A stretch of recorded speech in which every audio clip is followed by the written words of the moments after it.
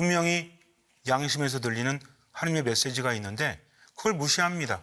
자존심이 상할까 봐, 그동안 살아온 모든 것들이 허물어질까 봐. 그러니까 받아들이지 못하고 어떻게 하죠? 화내잖아요. 그냥 들어주면 되는데 듣지를 못하겠는 거죠. 나를 무시해? 내가 누군데? 그러면서 어떻게 되죠? 모든 것들이 망가지잖아요. 고집 부리다가 경제적인 손실을 입기도 하고 특히 인간관계 안에서 정말 커다란 일이 벌어지기도 하지 않습니까? 의도하지 않지만 상처를 줘가지고 서로 멀어지기도 하죠. 그렇다면 어떻게 해야 될까요?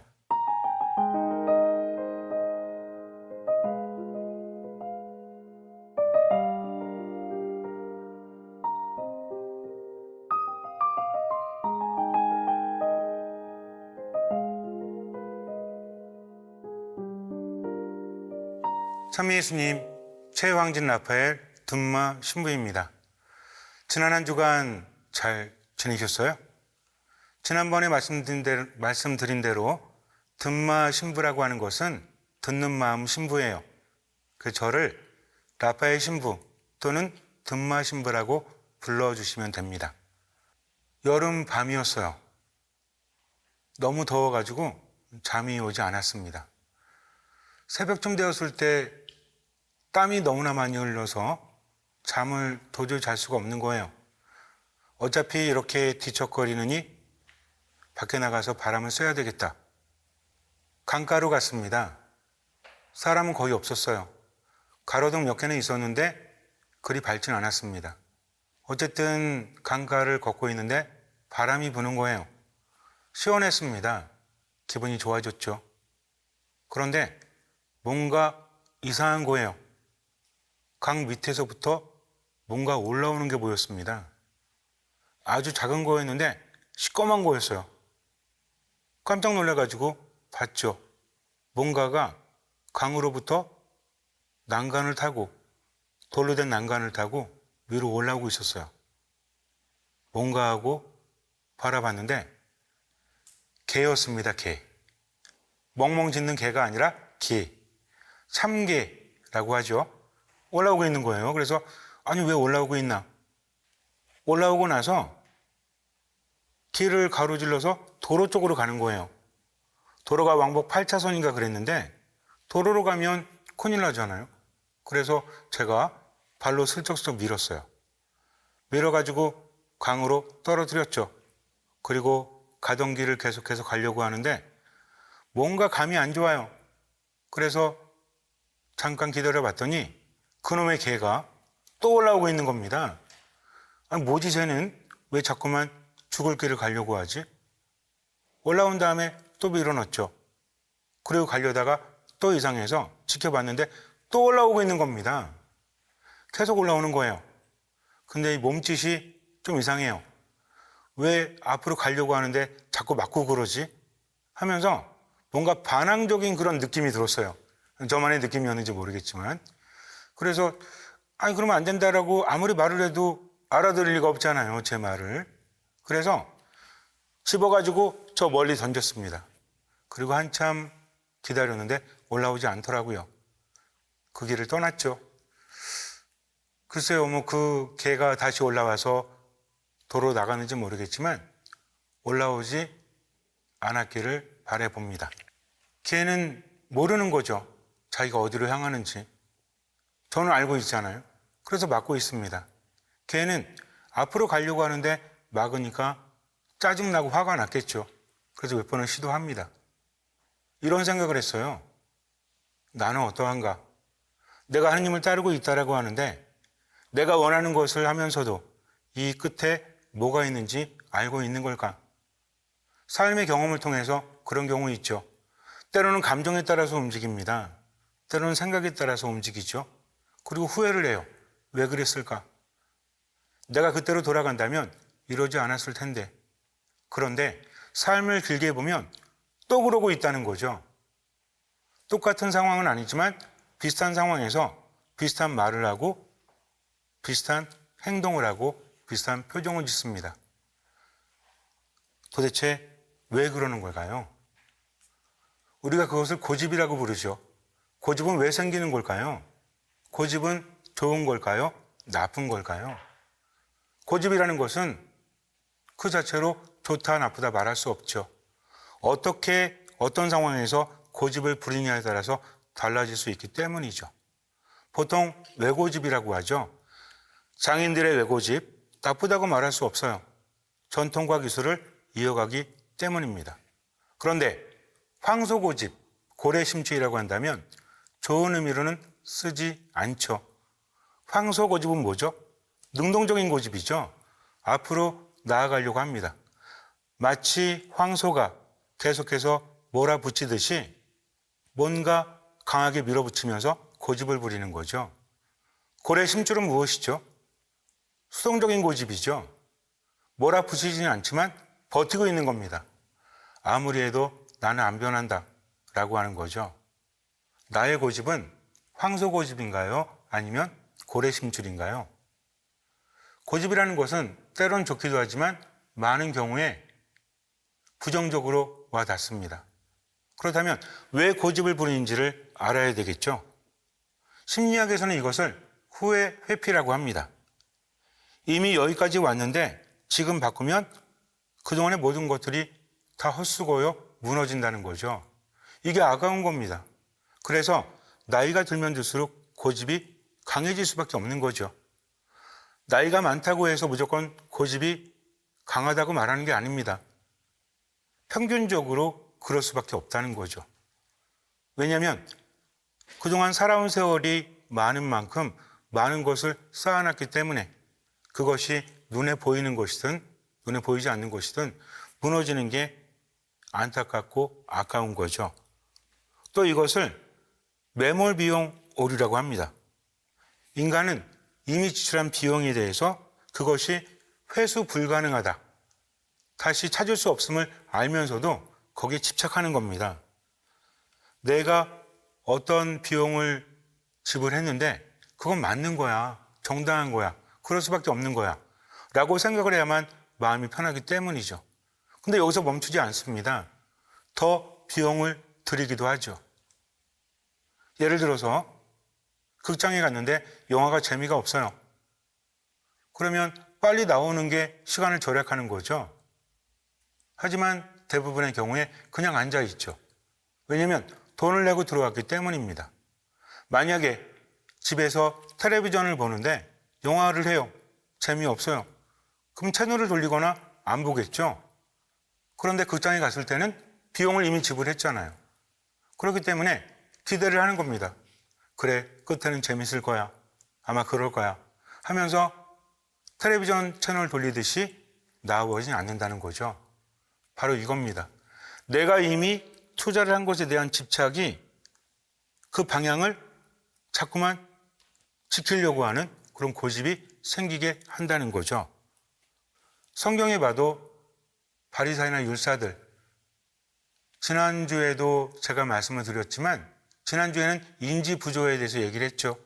우리 양심에서 들리는 마음을 불편하게 하는 그런 메시지, 이것이 마음을 불편하게 할 때 어떻게 그것을 해결하느냐에 따라서 우리가 하느님 안에 머물 수도 있고 그렇지 않을 수도 있다고 했습니다.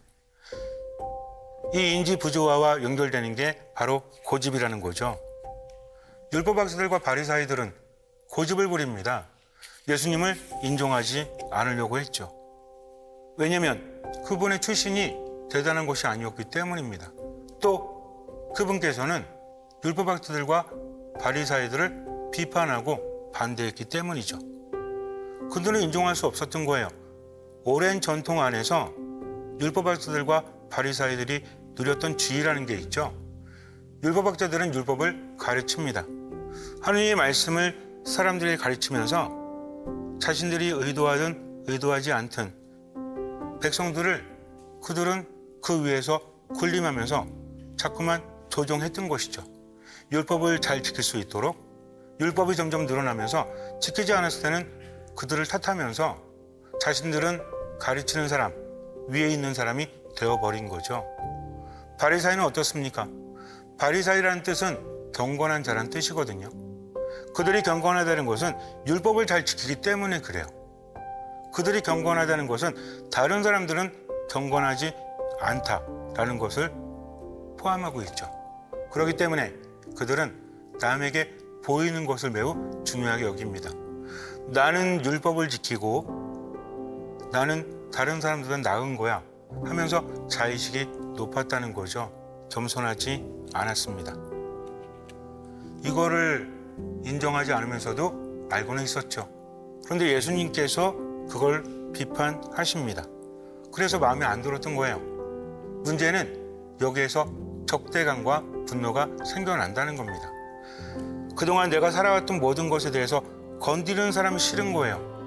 나를 비난하는 사람, 나를 비판하는 사람, 그런 사람에 대해서 용납할 수 없는 거죠. 맞고 틀린 게 중요한 게 아니에요. 내 편이면 되는 거고 내 편에 서지 않는 것은 나를 반대하는 게 돼요. 마치 예수님의 말씀처럼. 그렇기 때문에 그들은 적대감을 가져요. 그리고 분노합니다. 예수님께서는 안식일에 병을 고쳐주셨죠. 또 세리와 죄인들과 함께 하십니다. 이스라엘 백성들은 깨끗한 것과 부정한 것에 대해서 굉장히 민감한 사람들이에요. 그렇기 때문에 예수님의 그런 행동을 좋게 볼 수가 없는 거죠. 그리고 특히 안식일에 병을 고쳐주었다는 것, 이것이 큰 갈등을 일으키게 됩니다. 무엇이 중요한 걸까요? 율법의 근본 정신은 무엇일까요? 율법은 하느님께로부터 왔기 때문에 지켜야 되는 거 맞죠? 그런데 근본 정신이 무시된 그것을 상실한 율법이 과연 무슨 의미가 있을까요? 이런 이야기가 있습니다. 제가 어릴 때 텔레비전 프로에서 본 건데 찹쌀떡 장사가 있었어요. 전국 찹쌀떡 상인 협회, 여기에서 교육을 받고 찹쌀떡을 팔게 됩니다. 그런데 찹쌀떡을 팔을 때 찹쌀떡 사세요, 찹쌀떡 사세요 이렇게 하는 게 아니라 찹쌀떡, 메밀묵 이런 거 들어보셨죠? 근데 이거를 잘해야만 뭔가 고수 소리를 듣게 되고 많은 판매량을 이룰 수 있었습니다. 어떤 사람이 아무리 연습을 해도 잘 안 되는 거예요.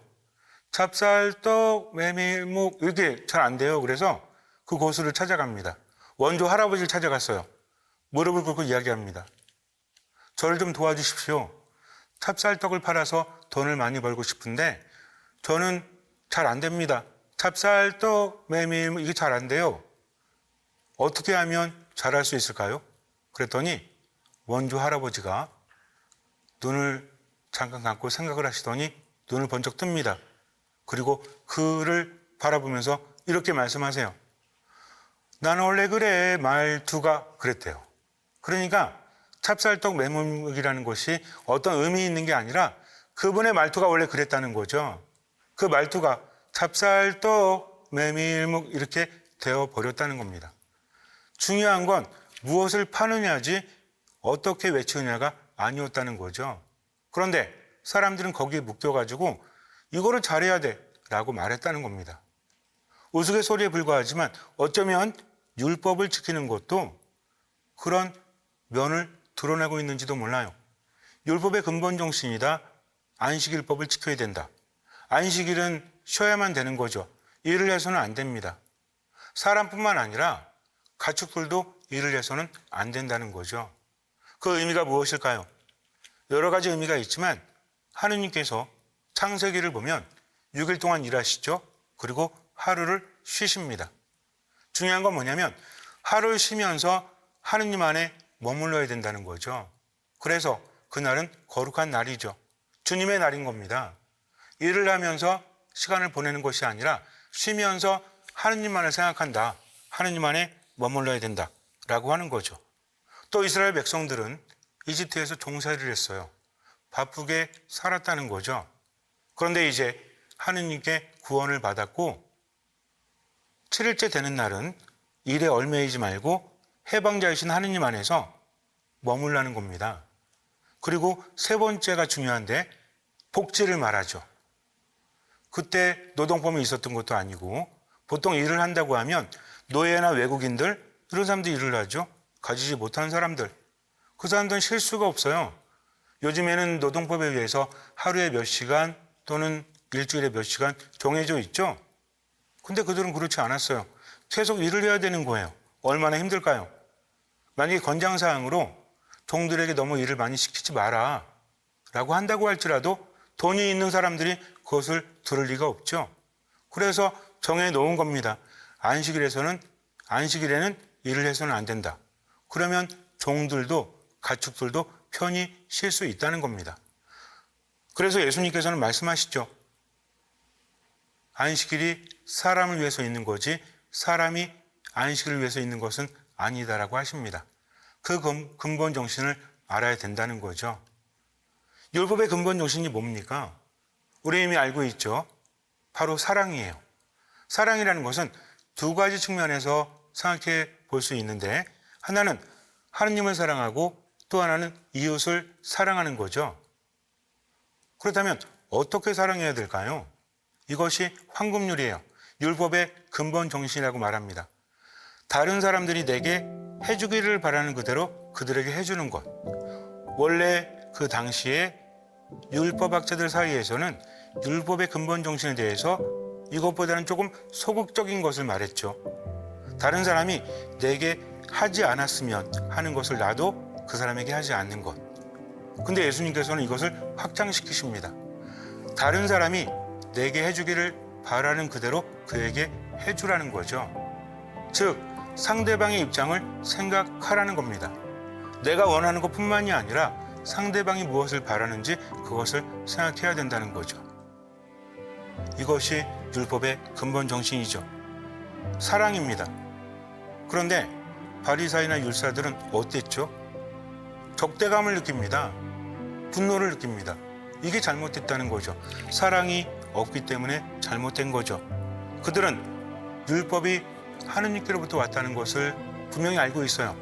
그런데 동시에 하느님의 법을 가르치고 강조하면서도 사람들 위해 군림하려고 했다는 겁니다. 이게 문제라는 거죠.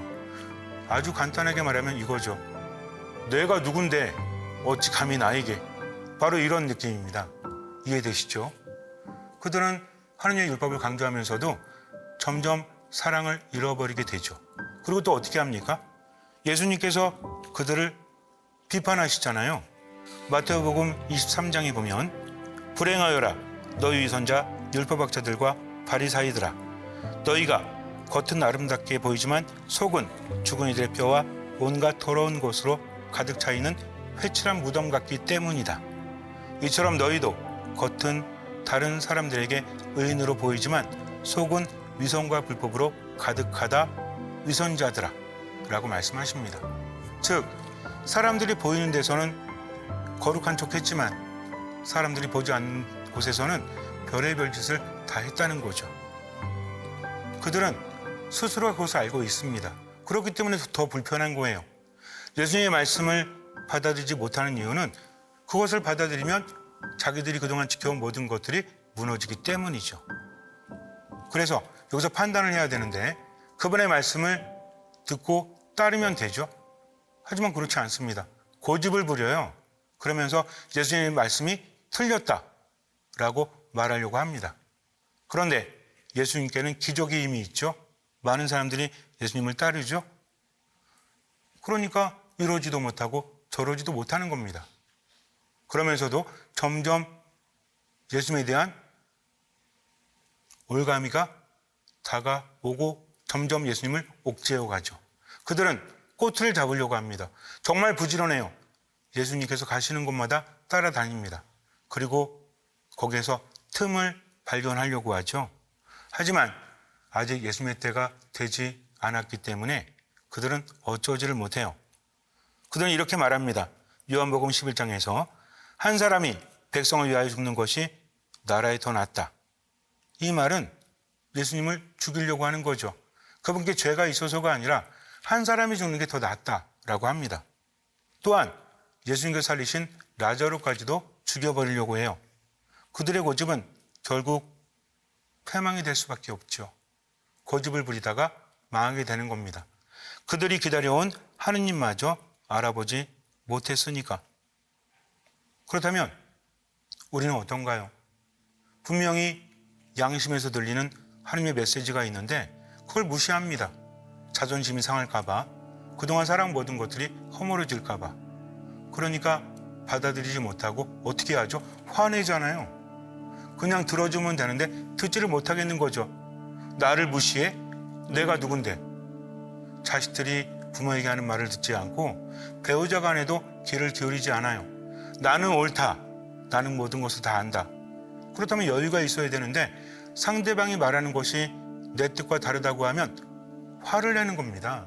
적개심을 품게 된다는 거죠. 그러면서 어떻게 되죠?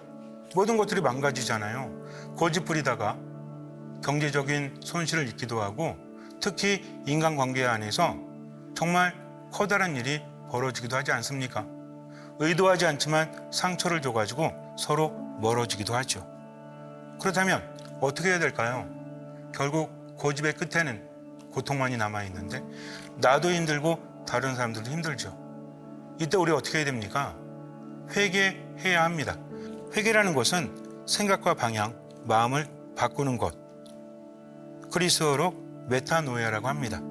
즉 삶의 근본적인 전환인 거죠. 나 중심에서 하느님 중심으로. 근데 어렵죠? 어렵습니다. 예수님께서 말씀하십니다. 회개하여라, 하늘나라가 가까이 왔다. 자기를 버리고 제 십자가를 지고 나를 따라야 한다. 내 눈에 들보부터 빼내어라. 내 멍에는 편하고 내 짐은 가볍다. 머리가 더 복잡해지죠. 회개를 하고 싶은데 어떻게 해야 될지 모르겠어요. 근데 어떻게 보면 간단합니다. 하느님의 말씀이 들리는 그 순간에 멈추라는 거죠. 그리고 듣는 마음을 갖는 겁니다. 듣는 마음이 중요하다고 제가 늘 말씀드린다고 했죠. 내가 고집을 부리고 있구나 라고 느꼈을 때 방향을 틀면 돼요. 내 뜻대로 황소고집이 되는 것도 아니고 버티는 고래 심줄이 되는 것도 아니고 양심을 통해서 하느님의 말씀이 들렸을 때 멈추십시오. 성호를 거십시오. 그리고 하느님 듣는 마음 주세요 라고 기도한다면 그 순간부터 기적이 일어나기 시작합니다. 한 번 하고 두 번 하고 세 번 하고 성호를 그을 때마다 기적이 자꾸 일어나죠. 그러다가 어느새 하느님 안에 머무는 내가 나에게 보이기 시작을 해요. 감정이 요동치지 않습니다. 예전에 느꼈던 적개심이나 분노는 점점 사라지고 마음에 여유가 생겨요. 그리고 이렇게 말합니다. 듣는 마음을 주십시오. 아멘. 아멘이 무엇이죠? 주님의 뜻 그대로 이루어지소서. 아주 짧은 말이지만 엄청난 힘이 있어요. 힘들어하지 않아도 되거든요. 여태까지 살아온 모든 것들이 무너지면 어때요? 새로 지으면 되지. 내가 살고 있는 집이 있는데 좀 허름해요. 어떤 사람이 와서 이 집을 허문다고 합니다. 우리는 찬송하지 않죠. 근데 그 사람이 말해요. 이 집을 허물고 더 좋게 지어주겠습니다. 우리는 감사하죠. 바로 이겁니다. 생각이 바뀌면 느낌이 바뀌어요. 근데 하느님을 신뢰할 수 있는 분이기 때문에 그분을 믿고 그분의 뜻대로 살아가다 보면 어쩌면 조금 불편할 수 있어요. 힘들 수 있어요. 그런데 체험을 통해서 우리는 깨닫게 됩니다. 아, 좋은 거였구나. 자존심이 상할 줄 알았는데 내 마음이 힘들 줄 알았는데 하느님의 말씀이기 때문에 듣고 따르다 보니까 마음에 평화가 오는구나 하면서 체험을 하게 된다는 겁니다. 그래서 고집을 내려놓는 연습을 하세요. 그리고 할 수 있는 만큼만 하세요. 고집 부리지 말아야 되겠다라는 것은 아무 힘이 없어요. 보통 대체라고 하는데 고집 부리지 말아야 되겠다가 아니라 하느님의 뜻대로 긍정적이잖아요. 고집 부리지 말아야 되겠다는 부정적입니다. 그런데 하느님 뜻대로 해야 되겠다는 긍정적이에요. 내가 잘못됐다가 아니라 그래 하느님의 뜻대로 내가 새롭게 살아야지 하면서 초점을 내가 아닌 하느님께 맞추는 겁니다. 그리고 고집을 부릴 때마다 이 고집조차도 하느님께 봉헌하는 거죠. 그러면 놀랍게도 고집의 순간이 봉헌의 순간이 된다는 겁니다. 중요한 건 그거예요. 내가 어떻든지 간에 지금 이 순간에 제 마음과 생각을 하느님께 봉헌합니다 하면서 성호를 걷는 그 순간 우리는 기도를 하게 되고 하느님과 함께하게 된다는 겁니다. 이게 회개예요. 어렵게 생각하지 마세요. 여기부터 시작하세요. 그러면 차근차근 하느님께서 이끌어 주십니다. 잠시 눈을 감으세요. 고집을 내려놓는 것이 회개입니다. 처음에는 힘들어도 점점 회복과 치유됨을 느낄 것입니다. 마음을 괴롭혔던 분노와 적개심이 사라질 것이며 소중한 이들과의 관계가 회복될 것입니다. 하느님 안에서의 진정한 자유와 행복을 체험하게 될 것입니다. 예수님은 말씀하십니다. 고생하며 무거운 짐을 진 너희는 모두 나에게 오너라. 내가 너희에게 안식을 주겠다. 나는 마음이 온유하고 겸손하니 내 멍에를 메고 나에게 배워라. 주님만 믿고 지금을 살아가는 거죠. 그동안 내가 쌓아왔던 모든 것들이 허물어진다고 할지라도 더 좋은 것을 세워주시는 주님, 그분만을 바라보는 겁니다.